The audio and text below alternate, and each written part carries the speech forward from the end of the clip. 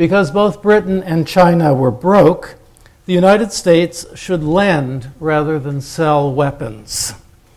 Roosevelt said, "Much as a neighbor lends a garden hose to fight a fire."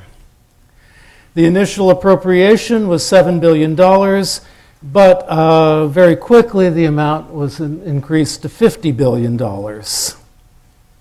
To ensure the safe delivery of Lend-Lease goods, Roosevelt ordered the Navy to patrol halfway across the Atlantic, and he sent American troops to occupy Greenland, Iceland, and the Azores. This is all before we've entered World War II. Then in June 1941, Germany invaded the Soviet Union, and Roosevelt extended Lend-Lease aid to Russia. In August 1941, Roosevelt and Churchill met off the coast of Canada and issued what they called the Atlantic Charter, which was a set of war aims that echoed Wilson's 19 points. It argued in favor of a collective security agreement, continued disarmament after the war was over, self-determination for all peoples, economic cooperation, and freedom of the seas. The Atlantic Charter was going to be the basis for the Declaration of the United Nations, which was issued by the United States and its 25 allies in 1942. In September 1941, Hitler ordered German submarines to fire on U.S. vessels. After a submarine attacked a destroyer, Roosevelt announced that the U.S. Navy would protect British merchant ships all across the Atlantic, and the U.S. Navy was authorized to fire on all German submarines on sight. So the U.S. had entered into an undeclared war with Germany at the beginning of October. In October, the first U.S. naval vessel, the destroyer Kearney, was torpedoed off the coast of Iceland. A second destroyer, the Reuben James, went down later that month with the loss of over 100 lives. And with those two sinkings, Congress revised the Neutrality Acts to allow increased aid to England, China, and Russia, and to authorize a more aggressive American naval presence in the Atlantic. So this is before we are formally in the war. Roosevelt hoped to avoid war in the Pacific in order to focus on the danger in Europe, which he considered more serious. At the same time, he viewed Japan's economy as much more fragile. And by 1941, the Japanese civilians were eating about getting about two-thirds of the food rations they had been consuming before 1940. At the same time, Roosevelt wanted to assist the Chinese while continuing the pressure on Japan into some form of retreat. Japan responded in September 1940 by signing a treaty with Germany. And at that point, Roosevelt stopped all shipments of aviation fuel and scrap metal to Japan. He did not yet embargo petroleum, as he didn't want to bring the Japanese economy to a halt. He only wanted to affect their warfighting capacity. But then the Japanese responded to these cuts in July 1941 by occupying French Indochina, which had the resources, some of the resources that the United States had cut off. And Roosevelt responded by freezing all Japanese assets in the United States, virtually ending all trade with Japan, including oil. Japan was desperate. Its people were living on reduced rations. It lacked fuel. It lacked medicine. It lacked supplies necessary to maintain its urban infrastructure. And it lacked, essentially, the capacity to continue fighting a war over the long period of time. Japan was in a more vulnerable position than Germany, and Roosevelt's use of American economic might was having, in fact, a telling effect on Japanese morale. Tokyo proposed a summit meeting between Roosevelt and Prime Minister Konoye, but Roosevelt rejected the idea. First, he said, Japan would have to recognize the sovereignty of China and accept the open door policy, and then a summit meeting would proceed to negotiate the terms of Japan's withdrawal from China. The U.S. had broken Japanese codes and thus was able to decipher intercepted messages, and it knew as of December 3rd that Washington knew that Japan was preparing to go to war. Roosevelt's advisors urged him to make a preemptive strike, but he rejected that proposal. And Secretary of War Stimson later explained that the U.S. had to let Japan fire the first shot in order to have the full support of the American people, and so that there should remain no doubt in anyone's mind as to who were the aggressors.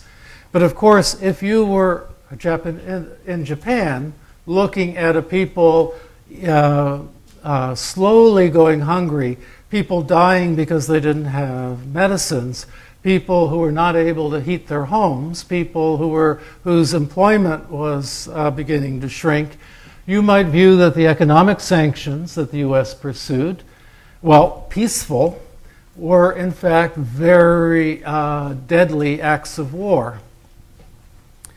So it should not come as a surprise that Pearl Harbor was the likely result of the kind of combination of economic policies that the United States was following with a tradition of a small military. It wasn't the attack that Roosevelt and his administration expected. They believed that they expected an assault on the Philippines, British Malaya, Thailand, all of which did happen at the same time. So, obviously, with Pearl Harbor, Congress declared war on Japan, and 3 days later, Germany and Italy declared war on the United States. As part of the war effort, Roosevelt articulated the goals of the conflict as the securing of what he called the four freedoms. The four freedoms are freedom of speech, freedom of religion, freedom from want, and freedom from fear. In effect, he was consolidating the New Deal by trying to make it the basis for a new world order, by internationalizing the New Deal. He was certainly exporting U.S. values, but with the proviso that the values articulated in the four freedoms had not yet been accepted within the United States. Most conservatives could not and would not agree that free individuals could escape want or fear. Those were the forces that drove them to work hard and had made America the economic powerhouse that it was. So while they supported freedom of speech and freedom of religion, they opposed freedom from want and freedom from fear as essentially New Deal socialism. So, and then there was the further problem that how could the United States reconcile the four freedoms with its own history and its own domestic policies? Japan played up the state of race relations in the United States as evidence that the United States had no right and could never speak for the majority of the world's peoples. Indeed, the FBI itself was so concerned about the loyalty of African Americans that it undertook a secret survey of racial conditions in the United States. A series of documents that were published about 15 years ago. You can actually go look them up online and read them.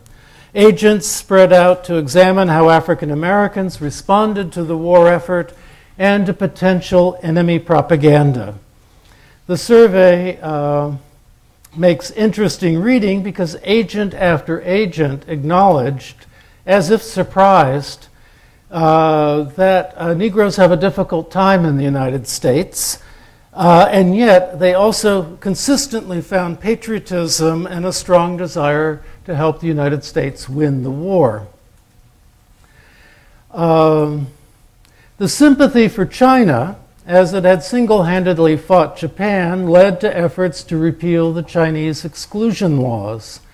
This would be successful in 1943, but even before the Chinese Exclusion Act was repealed, the Congress had passed a Refugee Act which allowed people escaping from China to enter the United States legally and